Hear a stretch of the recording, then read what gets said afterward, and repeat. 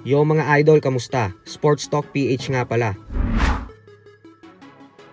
Ang pahayag ni Haton, pag-usapan natin yan mga idol. Ngunit bago ang lahat ay huwag kakalimutang mag-subscribe at i-click ang notification bell button for more sports talk.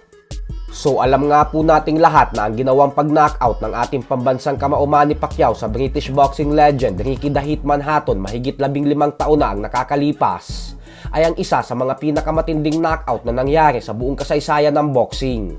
Subalit sa kabila nga po ng ginawang ito ni Pacman, ay hindi pa din kumbinsido si Hatton na ang ating pambansang kamao ang pinakamagaling na boksingero sa kanilang henerasyon. Paliwanag ni Hatton na sa katunayan umano ay hindi si Pacquiao ang pinakamahirap niyang nakalaban.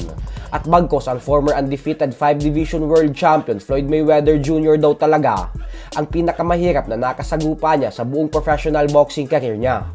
Ayon kay Hatton ay sinusubukan niya daw kasi talagang gawin ang lahat ng makakaya niya laban kay Mayweather. Subalit hindi daw talaga siya makatama dito gawa ng napakatinding depensa na meron si Floyd. Magiging tapat lang daw siya sa mga tao.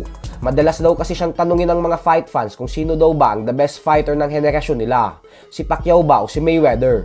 Kaya naman ang sagot niya umano dito ay 100% na si Mayweather daw talaga ang mas magaling na boksingero sa dalawa.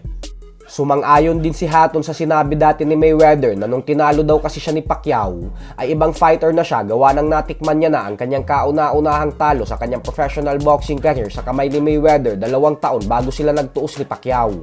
Kumbaga ay ang gustong palabasin ni Hatton ay humina na kasi siya noong maglaban sila ni Pacman. Hindi katulad noong nagtuos sila ni Mayweather na undefeated fighter pa siya at talagang buong-buo pa ang kanyang kumpiyansa.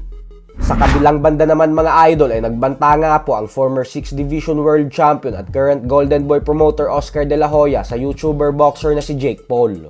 Alam naman po kasi nating lahat na nakatakda ng magtuo si Jake Paul at ang heavyweight legend Iron Mike Tyson sa buwan ng Hulyo. At dahil may edad ng 58 years old si Tyson, kaya naman posibleng maging overconfident ang 27 anyos na si Jake Paul dito. Banta ni De La Hoya na wag daw nitong i-underestimate si Tyson dahil bagamat may lakas ang kamao ni Paul ay hindi na daw ito bago para kay Tyson. Paliwanag ni De La Hoya na hindi niya daw nakikita na isang delikadong laban ito para kay Tyson gawa ng hinarap na daw nito lahat ng halimaw sa heavyweight sa nakaraan. Kaya naman hindi na umano ito bago para kay Tyson. Bukod dyan ay matigas din umano ang panga ni Tyson kaya hindi talaga siya nag-aalala para dito.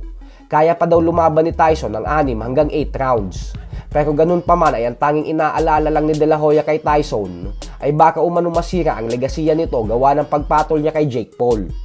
Ang butas naman sa sinabi ni De La Hoya ay hindi po nito pwedeng ikumpara ang mga naging performance ni Tyson mahigit 3 dekada na ang nakakalipas. Dahil kahit gaano ka pakagaling ay lahat ng ito lumilipas habang tumatanda ka. Tandaan po natin na 2 taon na lang ay senior citizen na si Tyson. Kaya naman napakadelikado pa din talagang laban na ito para sa heavyweight legend kahit anong sabihin natin. So hanggang dito na lang po muna tayo mga idol.